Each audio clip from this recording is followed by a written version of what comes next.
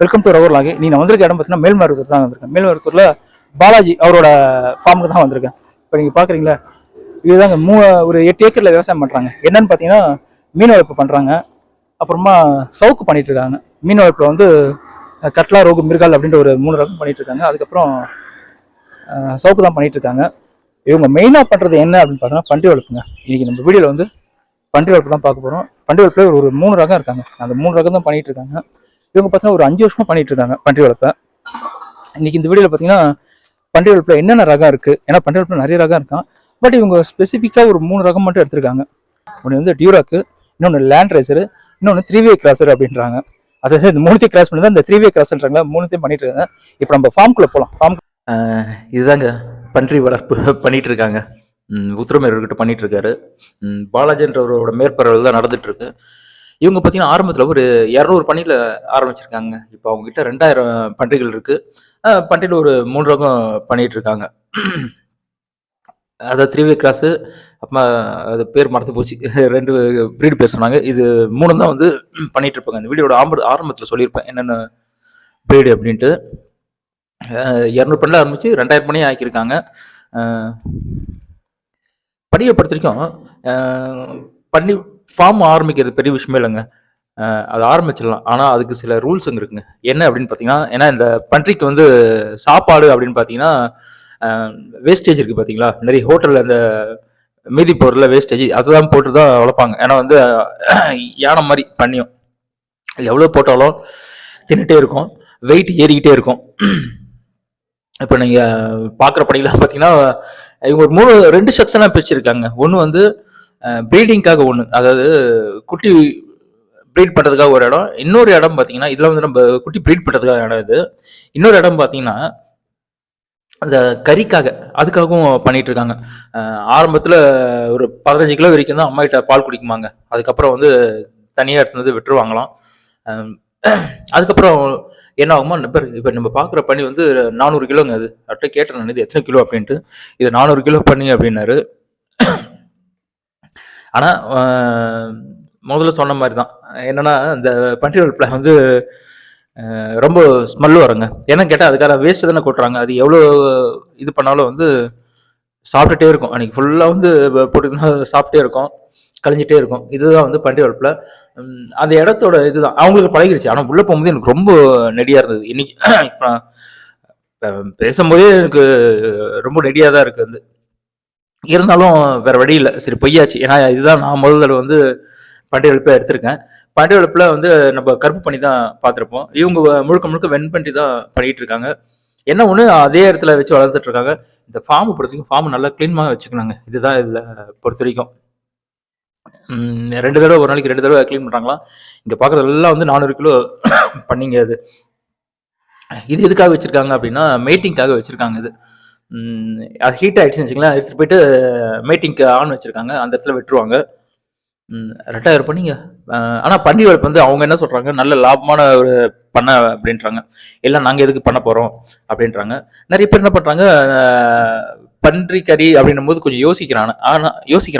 ஆனால் இவங்க என்ன சொல்கிறாங்க, உண்மையிலேயே பன்றி கறி அப்படின்றது ரொம்ப உடம்புக்கு நல்லது அப்படின்றாங்க. அட்லீஸ்ட் வாரத்தில் ஒரு நாளாவது நம்ம சாப்பிட்ணும் அப்படின்னு இருக்காங்க.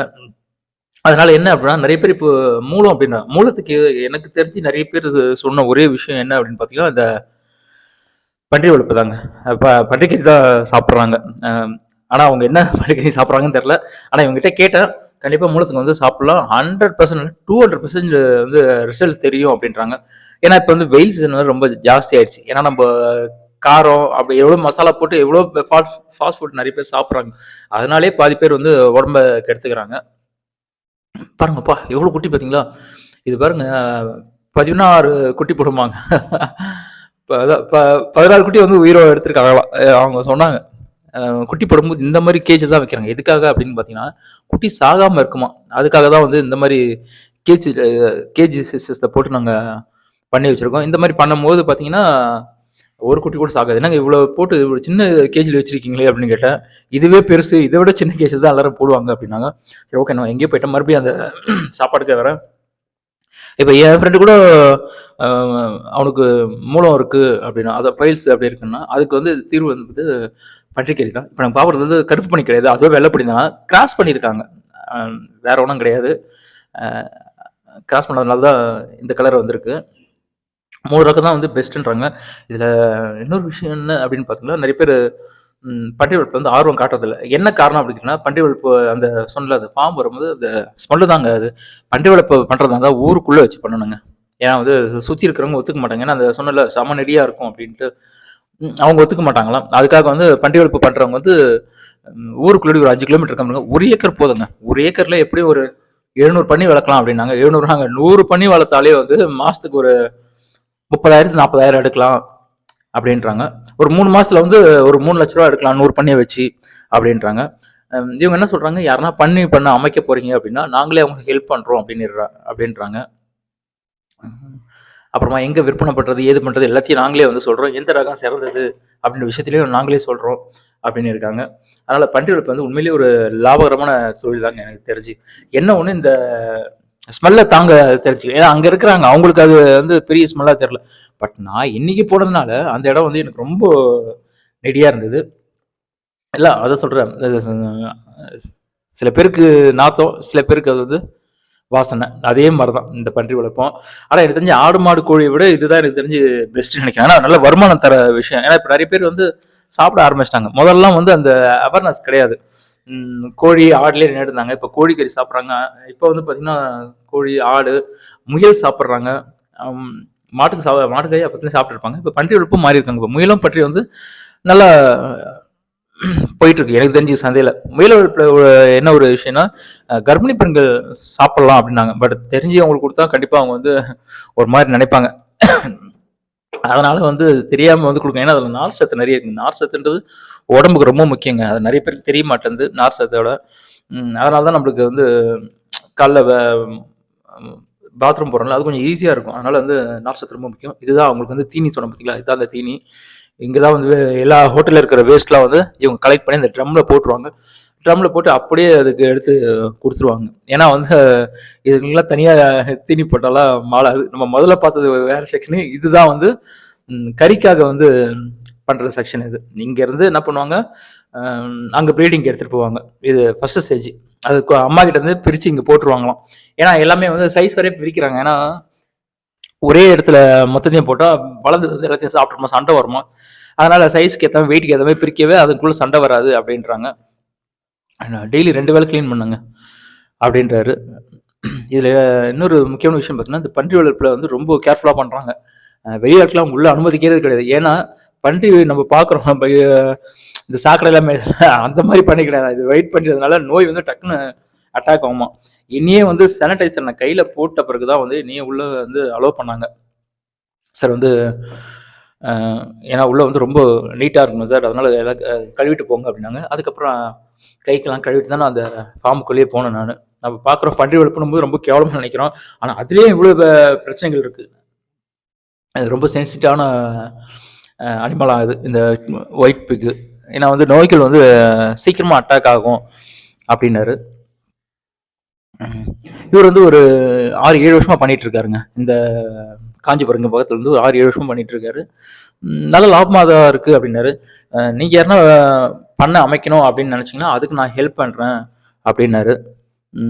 இப்போ நம்ம பார்க்கறதுலாம் வந்து மீட்டிங்காக வச்சுருக்காங்க. அடுத்தது வந்து இங்கே ஒரு பார்க்குறாங்க, ஒரு 15 நாளுக்கு ஒரு தாட்டி மீட்டிங் விட்டுறாங்க. அப்போ பார்த்துங்க எவ்வளோ குட்டி வரன்ட்டு. அதாவது 15 நாளில் வந்து ஒரு இது குட்டி போடுதுன்னு வச்சுக்கலாம், ஒரு 16 குட்டி போடுதுன்னா திருப்படி என்ன பண்ணுவாங்க, ஒரு 15-16 காலத்து திருப்படி மீட்டிங் விட்டுறாங்க. திருப்படியும் வந்து ப்ரெக்னென்ட் ஆகி அது குட்டி போடாத எப்படியும் ஒரு அது நான் சரி அந்த டீட்டெயில்ஸ் நான் கேட்கவில்லை என்ன காரணம் அப்படின்னு கேட்டிங்கன்னா. பட் அந்த பண்ணையோட மேனேஜரை தான் நான் சந்தித்தேன். பண்ணையோட ஓனர் வந்து அப்போ எங்கேயும் வெளியில் போகிறேன் அப்படின்ட்டு அவர் பாட்டுன்னு கிளம்பிட்டார். சார் நான் வெளில கிளம்புறேன், இவரை வச்சு பார்த்துக்குங்க அப்படின்ட்டு. அதனால் அவர்கிட்ட டீட்டெயில்ஸ் கேட்டேன். அதே ஒரு பண்ணையோட ஆயுள் காலம் எவ்வளோன்னு கேட்டேன், அது கூட அவருக்கு தெரியல. இந்த ஃபார்ம் அமைக்கிறதுக்கு எவ்வளோ ஆச்சுன்னு கேட்டேன், அதுவும் அவருக்கு இல்லை, அண்ணனை தான் கேட்கணும் அப்படின்ட்டார். அதனால் ஏதாவது நம்ம போகும்போது நம்ம கேட்குற கேள்விக்கு பதில் கிடைக்கலன்னா நான் கன்ஃபியூஸ் ஆகிடுவேன்.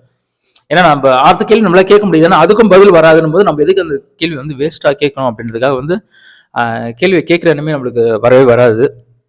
அங்கே அந்த மாதிரி தான் ஆச்சு அவர் பண்ண அந்த வேலையில். அதனால நிறைய கேள்வி நான் கேட்கல அவர்கிட்ட, என்ன கேட்குதுன்னு தெரியல. ஏன்னா அவருக்கு தெரியல அப்படின்ற பதில் சொன்னாருன்னு நான் இன்னும் ஒரு மாதிரி ஆயிடுவேன். ஏன்னா நான் ஒரு பெரிய ஃபார்மு அப்படின்ட்டு தான் நம்ம போகிறோம். சரி, நல்ல டீட்டெயில்ஸ் சொல்லுவாங்க அப்படின்ட்டு நான் அவர் அன்னைக்கு பார்த்து, ஏன்னா அவர் சொல்லி தான் நான் போயிருந்தேன். அவரும் வெளியில் போயிட்டாரு. அதனால இந்த ஃபார்மில் இருக்கிற அந்த மேனேஜர் வச்சு தான் நான் எடுத்தேன் நான். அதனால் ஒரு சில டீட்டெயில்ஸ் தான் முடிஞ்சது. அதனால் பண்டிகைகளை பற்றி சொன்னார் ஓரளவுக்கு. ஏன்னா அவர் தெரிஞ்ச விஷயங்கள் அவர் சொன்னார். அவர் ஏன்னா இந்த பில்லு இடம் எப்போ வாங்கினது, எதுக்காக வாங்கினது, அதெல்லாம் வந்து அவர்கிட்ட நான் கேட்கவே இல்லை. எவ்வளோ ஒரு பணிக்கு எவ்வளோ ஸ்கொயர் ஃபீட் வேணும் அப்படின்னு நிறைய கேள்வி நான் கேட்கவே இல்லை. இதில் இந்த 3 ரகம் தான் இருக்கா, அதே மாதிரி ஆயுள் காலம் எவ்வளவு, அது நிறைய விஷயத்துக்கு ஒரு பதிலே சொல்லலை. நான் 2-3 கேள்வி கேட்டு, அதனால நான் அந்த கேள்வியெல்லாம் நான் கேட்கவே இல்லை. சரி, சும்மா மேலோட்டமானாச்சும் இருக்கட்டுமே, சரி பார்க்குறவங்களும் சரி எவ்வளோ நியரஸ்ட் வந்து பண்ணி வளர்ப்பு எவ்வளோ லாபம் அப்படின்னு தெரிஞ்சுக்கிறதுக்காக தான் வந்து நான் இந்த வீடியோவை நான் போட்டேன் நான். ஆனால் உடனே மட்டும் சொன்னார், ஒரு 100 பண்ணி, 1 ஏக்கர் தான், ஒரு 100 பண்ணி ஒரு 3 மாசத்துல ஒரு 3 லட்ச ரூபா எடுக்கலாம் அப்படிங்க. 3 லட்சம் வேணாங்க, மாசத்துக்கு ஒரு 50,000 கிடைச்சாலே போதும். இவங்க 3 லட்சம் 3 மாசத்துக்கு, வருஷத்துக்கு மாசத்துக்கு 1 லட்சம் அப்படிங்கிறது. மாசத்துக்கு 1 லட்சம் வேண்டாங்க, மாசத்துக்கு 50,000 கிடைச்சாலே உண்மையிலேயே ரொம்ப எனக்கு தெரிஞ்சு நல்ல ஒரு வருமானம் தாங்க எனக்கு தெரிஞ்சு. ஏன்னா 1 ஏக்கர், ஏன்னா எவ்வளோ பயிர் பண்ணுறாங்க, அந்த அளவுக்கு வருமானம் வரதில்லை. இந்த பன்றி வளர்ப்பு அதுதான் ஒரு பிரச்சனை, அந்த ஸ்மெல்லு தான். அந்த ஸ்மெல்லு மட்டும் இல்லைன்னு வச்சுக்கோங்க, நிறைய பேர் பன்றி வளர்ப்பு பண்ண ஆரம்பிச்சிருவாங்க. பட் ஆரம்பத்தில் கஷ்டமாக இருக்கும், பட் போக போக வந்து அதுவே வந்து பழகிடும். பன்றி வளர்ப்பு ஒரு காலத்தில் கேவலமான ஒரு தொழிலாக இருந்தது. இப்போ அதுதான் வந்து ஒரு லாபகரமான தொழில் அப்படின்னு. நிறைய 5 ஸ்டார் ஹோட்டலாம் கூட அது அந்த ஃபோர்க்குன்னு நான் நினைக்கிறேன், அந்த கறி தான் அப்படின்னு நினைக்கிறேன். பாருங்க எவ்வளோ ட்ரம் அடுக்கி வச்சிருக்காங்க. ஏன்னா பண்ணியை பொறுத்த வரைக்கும் சாப்பாடு நிறைய கூட்டிகிட்டே இருக்கணுங்க. ஏன்னா எந்த அளவுக்கு தின்னதோ அந்த அளவுக்கு வெயிட் ஏறும். வெயிட் தான் கணக்கு எடுக்கிறாங்க பார்த்தீங்களா, 5 ஸ்டார் ஹோட்டலாம் கூட வெயிட் தான் கணக்கு. ஆனால் இவங்க எங்கே எடுக்கிறாங்கன்னு கூட அவருக்கு தெரியல. நாங்கள் கொடுக்குறோங்க அப்படின்றாரு. ஒரு வீடியோ எடுக்க போகும்போது எல்லாத்தையும் அவங்க ஓப்பனாக சொன்னால் தான் பார்க்குறவங்களுக்கு வந்து இங்கெல்லாம் இந்த அளவுக்கு வணிகம் இருக்குது, விற்பனை வாய்ப்பு நிறைய இருக்குது அப்படின்னு வருவாங்க. பட் அவருக்கு தெரியல, இல்லை மறைக்கிறாங்களான்னு நம்மளுக்கு தெரியல. சரி, ஏதோ என்னால் முடிஞ்ச வரைக்கும் எடுத்தேன். அடுத்தது வந்து மீன் பண்ண ஏதோ வச்சுருக்கு அப்படின்றாங்க. அப்பா சவுக் பண்ணுறாங்க, அங்கே போகலாம் வாங்க. இப்போ நான் சொன்னேன்ல மீன் வளர்ப்பு பண்ணிகிட்டு இருக்காங்கன்ட்டு, இதுதான் மீன் வளர்ப்பு. இதில் வந்து மிர்காலு, கட்லா, ரோகுன்ட்டு ஒரு 3 ரகம் விட்டுருக்காங்களாம். அதாவது இந்த பண்ணி கழுவுறாங்களே, அந்த இதை கழுவி தான் வந்து, அந்த கழுவிக்கெல்லாம் வரும்ல, அந்த கழுவுகளை தான் வந்து இந்த மீனுக்கு வந்து தீனியாக போட்டு அதை தான் பண்ணிகிட்டு இருக்காங்க. அதாவது ஒன்றோட கழுவு வந்து மற்றொன்றுக்கும் உணவு அப்படின்வாங்க. இப்போ நம்மளே இறந்துட்டா கூட நம்மளோட உடம்பு வந்து ஈ எறும்புக்கெல்லாம் உணவு ஆகலையா, அதே மாதிரி தாங்க. ஒன்னோட கழுவு இன்னொன்றுக்கு வந்து உணவு. அந்த ஃபார்முலா தான் வந்து பண்ணிட்டு இருக்காங்க. பார்த்தீங்களா, இதுதான் வந்து சவுக்கம் பண்ணுறாங்க இவங்க. சவுக்கில் ஸ்பீடு சவுக்கு அப்படின்ற ஒரு சவுக்கு ரகத்தை தான் இவங்க வந்து பண்ணிட்டு இருக்காங்க. சவுக்கை பொறுத்த வரைக்கும் நல்ல லாபங்க. என்ன அப்படின்னு பார்த்தீங்கன்னா, அவங்களே வந்து கண்ணு கொடுத்துருவாங்க. இதுக்கு வந்து தண்ணி எவ்வளோ தேவைப்படாதுங்க, நம்ம எதுவுமே பண்ண தேவையில்லை, சரிங்களா. இதில் வருது பார்த்தீங்களா, அந்த கிளை கூட வந்து பார்த்தீங்கன்னா அதுக்கு உரம் தாங்க.